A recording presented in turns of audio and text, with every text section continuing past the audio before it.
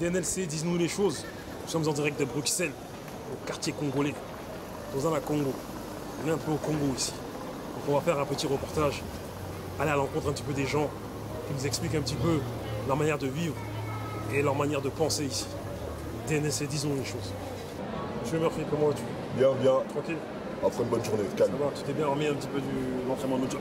C'était du lourd, on est calme maintenant. Et vous êtes motivés, tes gars sont motivés? Les gars étaient très motivés, en tout cas eu de bons retours. Donc tous les retours que j'ai eu, en tout cas c'était dur, on a souffert. Et tout le monde demande c'est quand la deuxième édition. Donc voilà, c'est génial. Merci les Parisiens. On va dire la troisième même, parce qu'il y a déjà eu les... Exactement la troisième, sorry, t'as raison, c'est la troisième. On vient de manger, la digestion... Exactement, on a bien graille, donc bien. Mais là on est au quartier Matonge.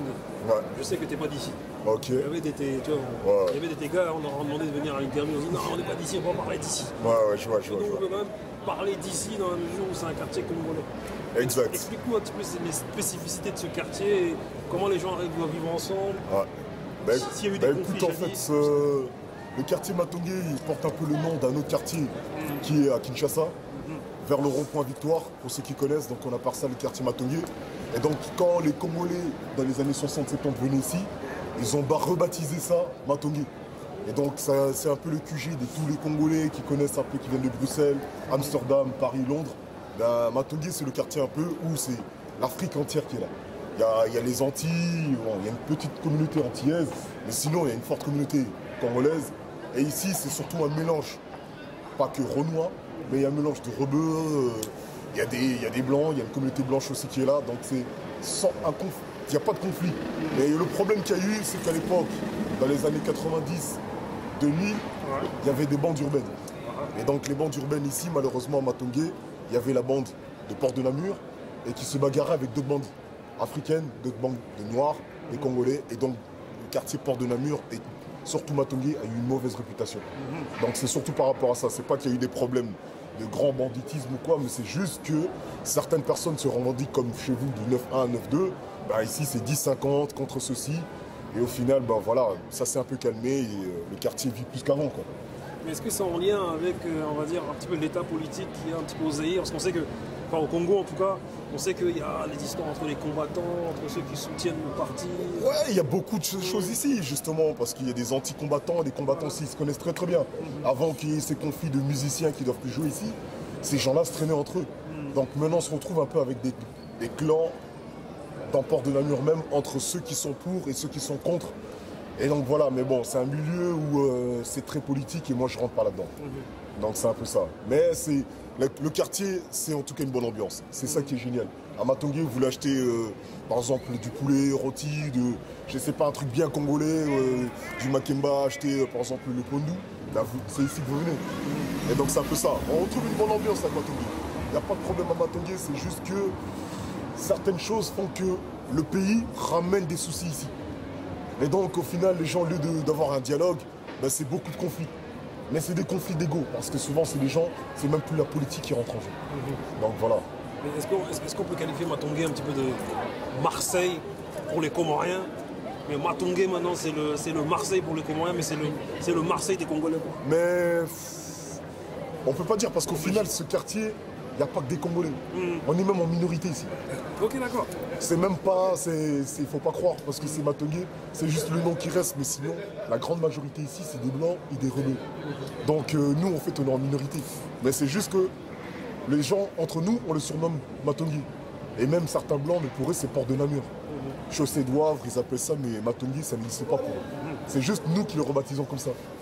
J'ai cru comprendre que tu es de confession musulmane. C'est ce que j'ai cru comprendre. J'étais musulman, j'étais soufi. Okay. J'étais soufi, je me considère plutôt comme quelqu'un qui est dans la gnose, mais je suis soufi. Okay, voilà. Et toi, en tant que Congolais, Belge, musulman, on va dire, avec tous les événements qui ont lieu à Molenbeek, tout ça, qui est une ville de Belgique, comment tu vis ça? Comment tu ressens ça? C'est quoi ton ressenti? Mon ressenti, c'est que voilà, malheureusement, certaines personnes ne comprennent pas la connaissance d'une bonne manière. Pour eux, c'est leur bonne manière à eux de comprendre la connaissance. Et malheureusement, nous rentrons dans un conflit, c'est même pas de religion. C'est un conflit, malheureusement, de deux pôles qui ne veulent pas s'entendre pour des raisons différentes. Il y a les uns, c'est des intérêts, les autres, c'est leurs intérêts de créer un clash.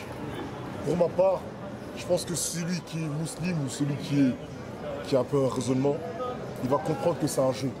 Et si on rentre dans ce jeu, malheureusement, on ne le gagnera pas parce que médiatiquement, les mauvais, c'est voilà, c'est celui qui... Voilà. Donc c'est un peu ça que je peux dire. Parce qu'en France, il y a une grande stigmatisation vis-à-vis, on va dire, des musulmans. Ici, est-ce que c'est le cas? Est-ce que tu ressens les choses comme ça? Ici, vraiment pas. Ici, c'est très difficile. Ils le font intelligemment. Ils le font très intelligemment. Ils essaient d'éviter les débats qui seraient trop communautaires ou qui vont faire qu'on stigmatise une communauté. Ils sont très malins pour ça.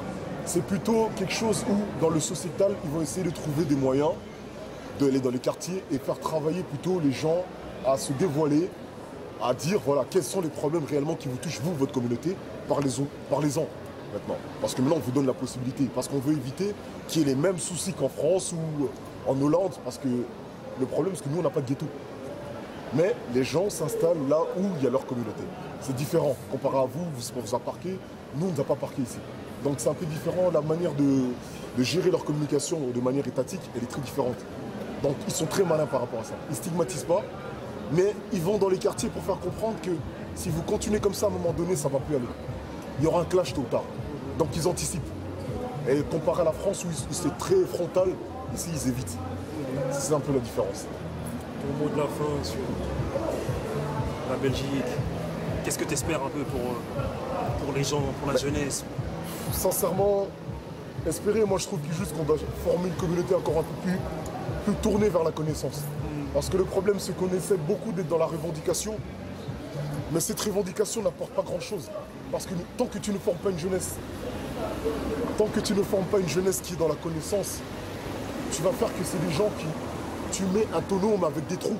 Et qu'est-ce que ça fait un tonneau avec des trous? Malheureusement, il ne se remplit pas. Il continue à se vider.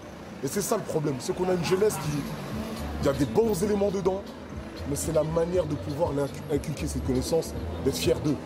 Et c'est ça le gros problème. Et ça commence déjà chez les parents. La famille africaine, c'est là où il y avait la connaissance. Malheureusement, dans nos familles, on délaisse cette connaissance, on délaisse les enfants chercher ailleurs. Et d'où on se retrouve avec des enfants congolais, musulmans en Syrie. Incompréhension totale.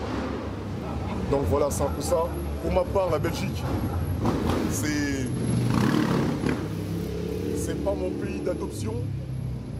J'habite ici, je prends ce que j'ai à prendre. Et puis voilà, je me sens pas belge, je me sens pas étranger. Je me sens juste quelqu'un qui vient dans un pays qui a une mission. Pour moi, c'est une mission, c'est comme si je suis dans un camp d'entraînement. C'est une mission ici. La vie t'entraîne ici, tu t'entraînes tous les jours ici. Les situations que tu vis, c'est un entraînement mental. Et après, il y a d'autres cieux où on ira vivre, et surtout chez nous, au Congo. Moi, j'espère retourner chez moi. Pas j'espère, j'ai acheté mon terrain, et je fais tout pour justement vivre chez moi. Donc voilà, c'est un peu ça. Donc, si je peux dire quelque chose, c'est à tous mes frères, mes sœurs, remplissons-nous de connaissances. C'est bien beau de crier, mais si on crie avec une voix qui ne sera jamais entendue parce qu'on n'est pas assez malin pour renverser la tendance, nos cris malheureusement ne seront jamais entendus. Donc soyons un peu plus intelligents et travaillons en silence. Travaillons en silence. Au revoir. Merci à toi. Merci en tout cas. Merci frère. Merci. Peace. Monsieur, ça veut dire